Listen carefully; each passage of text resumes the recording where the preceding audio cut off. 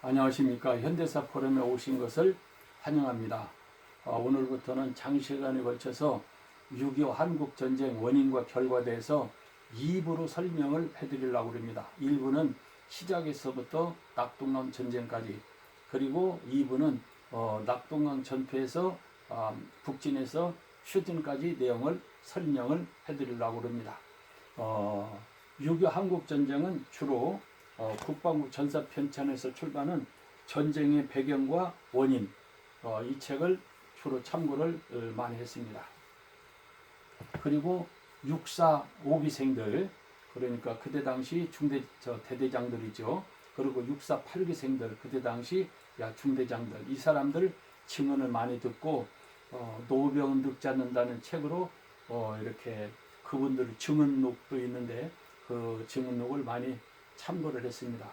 그리고 춘천에는 7연대장 임무택 연대장의 장시간을 걸쳐서 설명을 들었고, 그리고 라이필 대위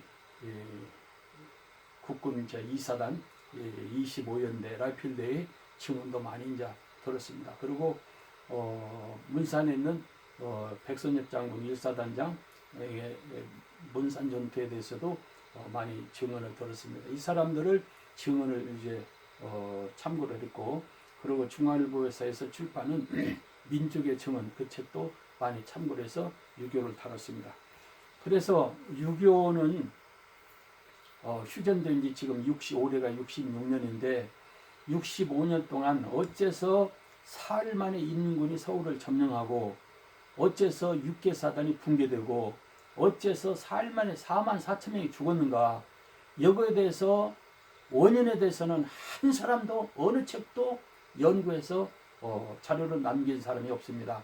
그래서 제가 평생 44년 동안 연구를 해서 어째서 4일 만에 인민군이 서울을 점령했는가, 그리고 국군 6개 사단이 붕괴됐는가, 그리고 어째서 4만 4천이 죽었는가, 그것을 다룬 책이 6.25 한국전쟁 국군을 왜 막지 못했는가, 이렇게 책을 쓰게 된 것입니다.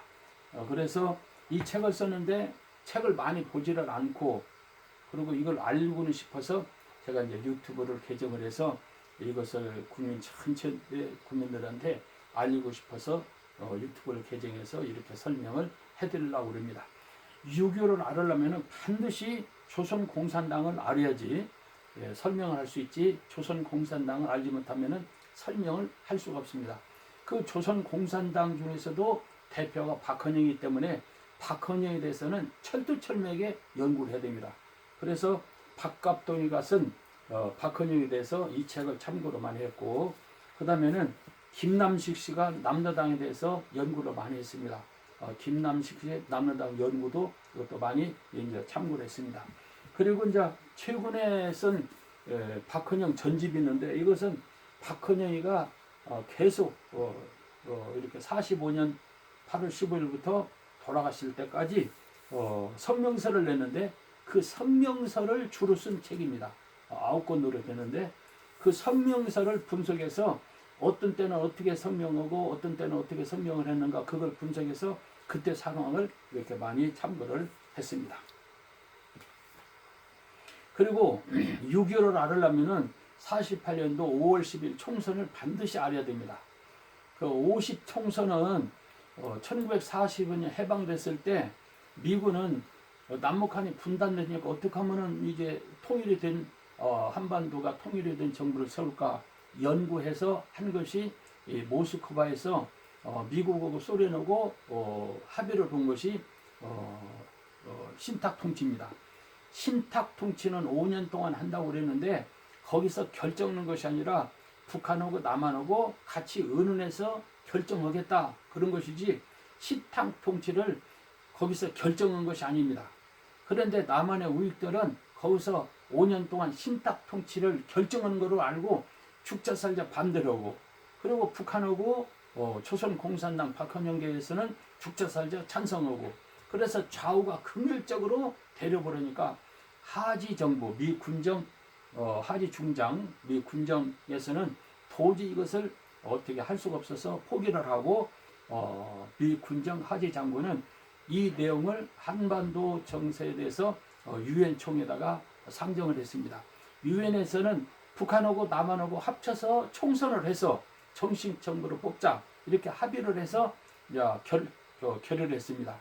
그래서 이제 임시위원단들이 48년도 1월 8일 날 서울에 와서 하지정부하고는 같이 이제 의논해서 합의를 했는데 북한에 가려고 하니까 북한에서 반대를 해서 합의를 못해서 결국은 이 내용을 또 유엔에도 상정을 하니까 유엔에서는 그러면은 선거가 가능한 지역만 선거를 하자 이렇게 다시 결의를 해가지고 48년도 5월 10일 날 총선을 한다고 공고를 했어요.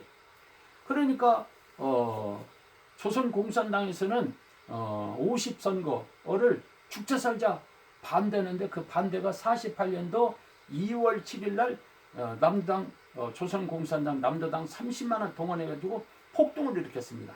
50선거 반대 폭동. 그 폭동에 의해서 경찰 사망 5명, 공무원 1명, 그리고 우익 사망 5명, 그리고 폭도 사망 28명, 그리고 남도당의 참가 인원이 자그마치 30만입니다.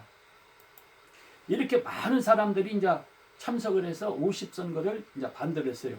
그런데 이걸 진압을 빨리 해버리니까 육지는 기동력이 있고 그러니까 빨리 진압하는구나. 그래서 기동력이 없는 배로 타고 가서 진압해야 되는 제주도로 이렇게 폭동을 하도록 한 것입니다. 그래서 27 폭동 연장이 제주 4.3 폭동입니다.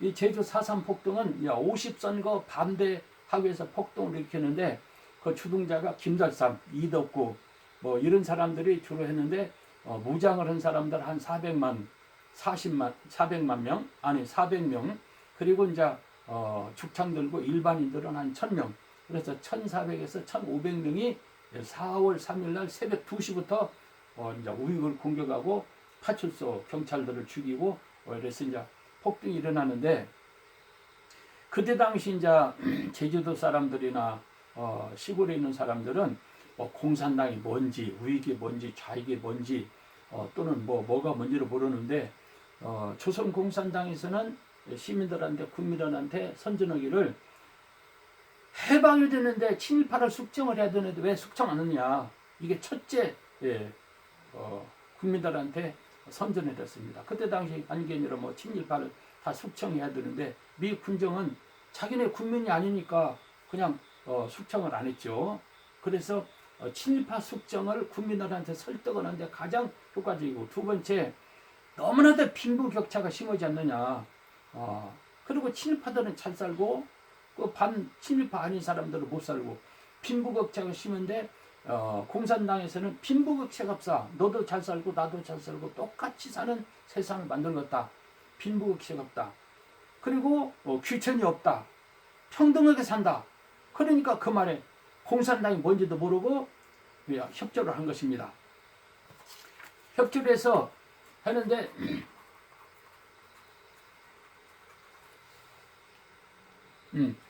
토지개혁, 그러니까 친일파 숙청, 그리고 두 번째 토지개혁. 토지개혁은 일본 사람들이 놓고 간 땅이 있고 적산가고 있는데 그거를 힘 있는 사람들, 친일파들 좀 이렇게 권력 있는 사람들이 다 잡고 있어서 이 적산가구를 똑같이 나눠갔자. 그리고 일본 사람들이 놓고 간 땅도 똑같이 나눠갔자. 그래서 95개 조항으로 토지개혁을 조선공산당에서 발표를 했습니다. 그러니까 똑같이 그걸 그러니까 무상으로 이제 지급받아서 무상으로 농사진다니까 너무 좋으니까 친일파 숙청하고 두 번째 토지개혁, 세 번째 평등에 산다니까 조선공산당이 뭔지도 모르고 다 지지를 한 것입니다. 그런 이제 주종자들은 그걸 국민들을 이용해서 이제 한 거죠. 그 결과가 뭐냐면은 48년도 8월 25일 날 북한에서 선거 있는데 제주 사람들이 50선거는 반대하고 북한 선거는 8월 25일 선거는 유권자 8만 5천 명 중에서 5만 3천 명이 지하투표를 해가지고 북한 선거를 지지했습니다. 그러니까 그렇게 지지를 하면은 이렇게 좋은 세상이 온다. 그러니까 국민들이 이렇게 투표를 한 거지. 그 사람들이 김일성이가 좋고 그리고 뭐 공산당이 좋고 공산당 뭔지도 모르고 사실은 투표를 한 겁니다. 그런데 이제 이승만 정부에서는 이건 다 좌파다. 그래가지고 그 사람들을 이제 진압으로 해서 48년도 9월달, 10월달, 11월달, 12월달 엄청나게 많이 죽은 결과가 바로 이제 그것입니다. 그리고 남한에서는 이제 지하 선거를 했는데 유권자 850만 중에서 860만 중에서 지하 선거에 참여한 사람들이 560만이에요. 그러니까 65%가 북한의 8.15 선거를 지지하는 거예요. 그러니까 65%라는 것은 남한의 조선공산당, 그러니까 국민들이 65%가 조선공산당을 지지한다, 이런 말입니다. 그러면 총선 결과를 보면은 대한촉성이가 이승만계가 55명, 그리고 한민당 조병계가 29명, 대동청년단이 15명, 그리고 민족청년단이 6명, 한국독립당 김구계가 한 명도 없어요. 그리고 조선공산당은 누가 신청도 안 했어요. 조선공산당이 당원이 60만이요. 그리고 국민의 65%가 지지를 하고. 그러면 조선공산당에서 너도 선거에 참여하겠다 했으면은 엄청난 숫자가 당선될 건데, 조선공산당에서는 입법을 하는 거예요. 그리고 여기 무소속이 85명인데 이승만은 55명의 국회의원을 지지를 받아서 대통령이 되고, 무소속은 85명인데 대통령을 만들어내지를 못한 거예요. 지금은 직접선거인데 그때 당시에는 간접선거예요. 국회의원 198명이 국회의원들이 대통령을 뽑는 간접선거예요. 그러는데 무소속이 85명이니까 무소속이 숫자가 많으니까 무소속에서 대통령을 뽑아내야 되는데, 이 사람들은 누구를 뽑을지 모르고 단결이 안 되니까 못 뽑고, 이승만계에서는 55명이 이제 조병호 한민당계하고 합쳐가지고 이승만을 대통령 뽑은 거죠. 그래서 결국은 50선거를 반대해서, 좌파들이 반대해서 이승만을 대통령으로 만들어준 것이 50선거예요. 만약에 조선공산당에서 27폭동이나 4.3폭동을 안고 50선거에 참여를 했으면은 65%니까 198명 중에서 65%면은 120명이요. 그러면 120명이면은 20명이 떨어질 복 잡고 100명은 당선되고, 100명 중에서 또 20명은 떨어질 복 잡고 80명 잡으면 이게 85%가 이승만도 싫고 조병께도 싫으니까 무소속에다가 투표를 한 거예요. 이게 투표한 사람들은 다 이 조선공산당, 남도당계라 그 말이죠. 그러니까 남도당에서 입후보만 했으면은 85명 이상은 당선된다는 증거가 되는 거예요.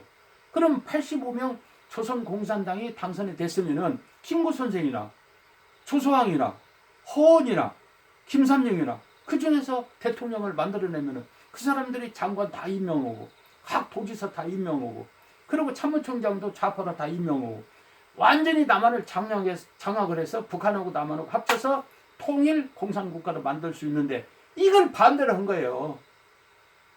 반대를 해가지고 국회는 하나도 없는 거예요. 그래서 1948년도 12월 1일 날 13대 반란 사건 때문에 보안법이 통과될 때 그거 막 죽자살자 반대를 해야 되는데, 만약에 80명이나 100명이 당선됐으면 이승만 정부는 절대 보안법을 통과시키를 못해요. 그런데 보안법이 통과되고 나니까, 그 전에는 합법정당이었는데 보안법이 만들어지면서부터 조선공산당은 불법정당이 돼가지고 이제는 뭐 잡히기만 하면은 체포되는 거죠. 보안법 중에서 7조가 가장 무서운 법인데, 고무찬양주의라고 해서 김일성을 찬양한다든지 북한을 찬양한다든지 조선공산당을 찬양한다든지 박헌희가 좋다든지 그냥 잡아가 버려요. 그렇게 무서운 법이 보안법인데, 그걸 얼마든지 반대해서 보안법이 통과되도록 못할 수 있는데, 조선공산당에서는 한 사람도 국회의원에 당선되지를 못하니까 이걸 반대할 사람이 없어갖고 그냥 통과돼 버린 거예요. 그래서 조선공산당이 불법 정당이 되니까 조선공산당이 전부 다 지하로 들어간 거예요. 지하로 들어가는데 그 중에서 50선거를 찬양한 사람이 있어요. 근데 이제 찬양 사람이 있는데 그거는 이제 홍명표인데 조금 이따가 설명드리고, 박헌영이가 이제 50선거를 반대를 했는데 50선거 반대는 결과 4.3 폭동 때문에 제주도에 있는 좌파가 조선공산당이 뿌리가 뽑혀졌죠. 13대 반란 사건 때문에 전라북도에 있는 공산당 당원들이 뿌리가 뽑혔죠. 전라남도가 뿌리가 뽑혔죠.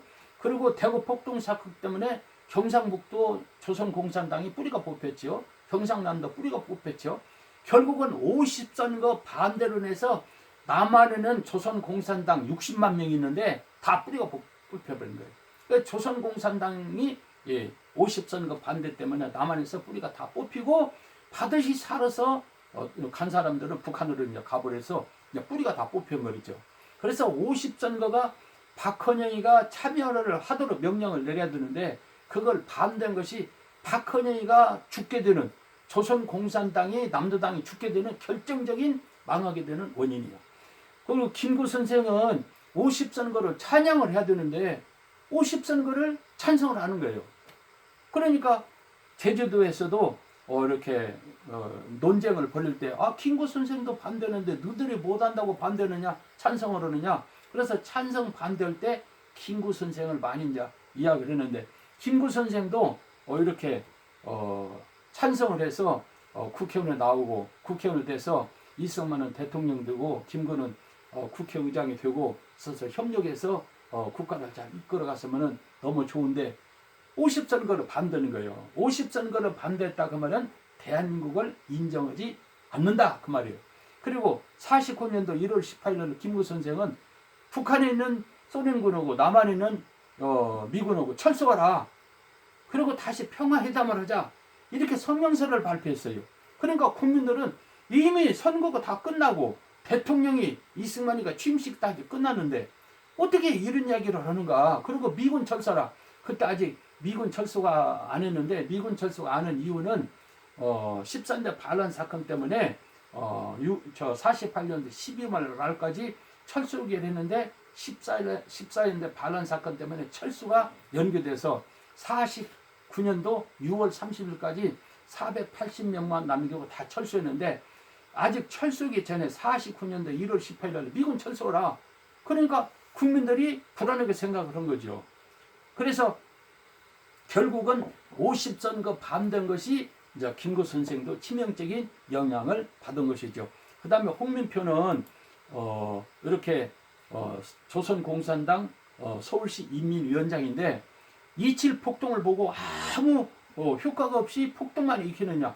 50선거를 참여하면은 우리가 다 국회의원이 되고 국회에서 우리 할 일을 다 하고 그리고 뭐든지 할 수가 있는데 왜 반대하느냐 해가지고 박헌영은 북한에 있고 남한에 총 지도하는 사람이 김삼영인데 김삼영을 찾아가서 쫙 설명하는 거예요. 50선거 반대하지 말고 50선거를 찬성을 합시다.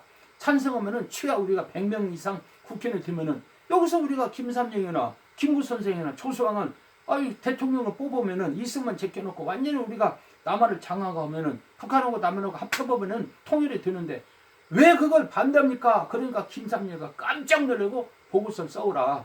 그래서 써서 북한에다 이제 보고를 했어요. 그러니까 북한에서는 김일성, 박헌영, 소련 대사 스티커프 셋이 모여서 이걸 검토하는데 검토할 것이 없죠. 50선거를 참여해야지. 그걸 떡세개를 앉아서 세워보고 있어요. 반대를 하는 거예요. 그래서 박헌영이가 김삼영한테 50선거를 반대하라. 그러니까 그 이야기를 듣고 김삼영과 한지를 떼고 홍민표가 3일을 밥을 먹지 않고 한지를 뗐다고 그래요. 이건 홍민표를 만나서 집정대가 들은 이야기요. 누구한테 들은 이야기도 아니고. 그리고 박갑동도 이것을 50선거를 찬양해야지 이거 반대하면 안 된다. 사설까지 썼다가 윗사람들한테 혼내갖고 삭제를 했다고 그래요. 그렇게 김일성이나 박헌영이나 스티브가 50선거를 참여 안 한 것이 결정적으로 분단이 되고 통일이 못 온 거죠.